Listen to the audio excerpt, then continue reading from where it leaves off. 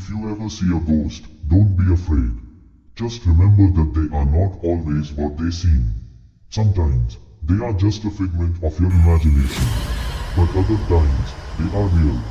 And they are very dangerous. उस समय शाम के 4 बज रहे थे। सुबह से ही मौसम खराब था और आसमान में काले बादल छाए हुए थे।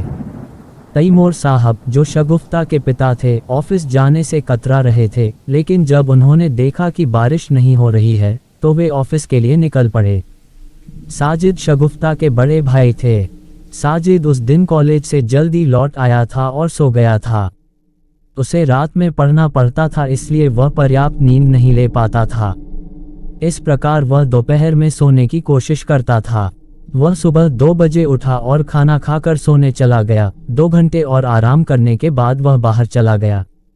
अब शगुफ्ता और उसकी माँ घर पर अकेली थीं। आसमान में छाए काले बादलों के कारण शाम को अंधेरा छा गया। माँ रसोई में काम कर रही थी जबकि शगुफ्ता अपने कमरे में बैठी पढ़ रही थी। शागो बिटिया, जरा इधर आ जाओ, माँ ने उसे बुलाया। वह उठी और हाँ माँ आई कहकर कमरे से चली गई। उसकी माँ रसोई में थी। वह उनके पास आई। माँ ने पालक की एक बड़ी थाली उसकी ओर बढ़ाते हुए कहा, अरे बिटिया, अभी इस पालक को काटो, मैं तब तक आटा गूंथती हूँ। शगुफ्ता बोली, हाँ माँ, अभी काटती हूँ, और वहीं खड़ी खड़ी पालक के डंठल और पत्ते अलग करने लगी। फिर मुक्का बनाया और चाकू से पालक काटने लगी। माँ भी रसोई में एक पटिया के पास खड़ी होकर आटा गूंथने लगी। बेटी, शगुफ्ता ने अपनी माँ की आवाज़ सुनी। हाँ माँ, उसने पालक काटते हुए कहा। हाँ बेटी, क्या हुआ? माँ से पूछा। अम्मा, तुमने अभी मुझे जोर से पुकारा। शगुफ्ता थोड़ा चौंक गई और उसकी माँ ने कहा, मैं कब बोली? उसने कहा नहीं, और फिर वह काम में व्यस्त हो गई। बेटी, यहाँ मेरी ओर देखो। अचानक शगुफ्ता को फिर से अपनी माँ की आवाज़ सुनाई दी। उसने अपनी माँ की ओर देखा, लेकिन वह आटा गूंथने में व्यस्त थी और वह उसके पास ही खड़ी थी। अचानक शगुफ्ता के हाथ से चाकू गिर गया। जैसे ही वह उसे उठाने के लिए झुकी, उसकी नज़र अपनी माँ के पैरों पर पड़ी और वह जोर से कांप उठी। उसकी माँ के पैर उल्टे थे।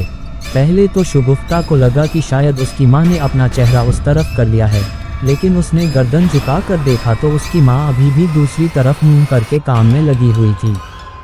शगुफ्ता ने खड़े होकर अपनी माँ के चेहरे को ध्यान से देखा और फिर कांपती आवाज में बोली, माँ, तुम्हारे पैर उल्टे हैं। फिर शगुफ्ता की माँ बोली, तो क्या हुआ? इतना कहकर वह फिर काम में लग गई। शगुफ्ता अपनी माँ की ठंडी और उदासीन प्रतिक्रिया से स्तब्ध रह गई। शगुफ्ता कांपने लगी और जिस हाथ में शगुफ्ता ने चाकू पकड़ा हुआ था वह कांपने लगा।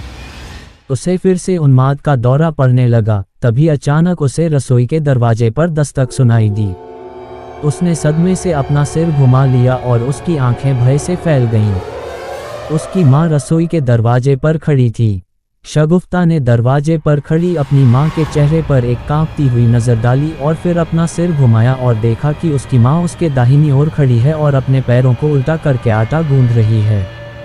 उसकी माँ अभी भी वहीं खड़ी होकर आटा गूंथ रही थी, जबकि उसकी माँ की एक आकृति रसोई के दरवाजे पर खड़ी थी। अपनी माँ की 2 हमशक्लों को सामने देखकर शगुफ्ता की हालत खराब हो गई। अचानक एक और आवाज़ उसके कानों से टकराई जो बाहर के एक कमरे से आई थी। शुगो बेटी, बस यहाँ मेरे पास आओ। ये भी उसकी माँ की आवाज़ थी।